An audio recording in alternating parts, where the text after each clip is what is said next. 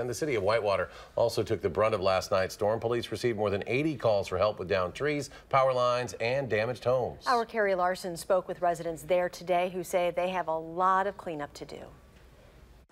It's been all hands on deck as the city of Whitewater cleans up what Wednesday night storms tore down.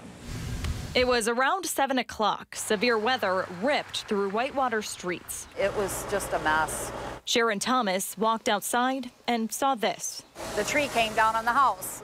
She knew something was wrong when a large thud echoed through her home. It just blew and blew, but it only lasted maybe, like 10 minutes, and then it stopped. Leaving her with a hole in the roof and tree limbs spread across her yard. But it didn't take long to find help. And this Beaver Tree Service, they called me right back, and a few hours later they were here, and so it's great.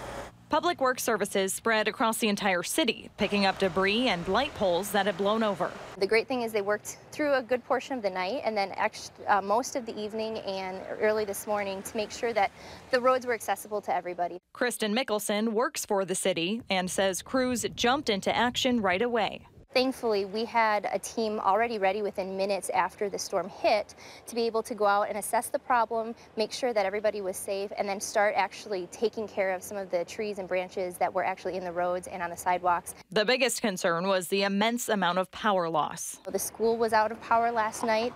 And classes were canceled Thursday because of it. Even with the loss of trees, poles, and electricity, there was no shortage of help from the community. Between the city themselves, all of the organizations, and then just the citizens to see everybody come together like this, it was really impressive. City officials expect debris cleanup to continue into next week. Reporting in Whitewater, this is Carrie Larson for WISC News 3. More than 200 We Energies customers in Whitewater remain without power this evening.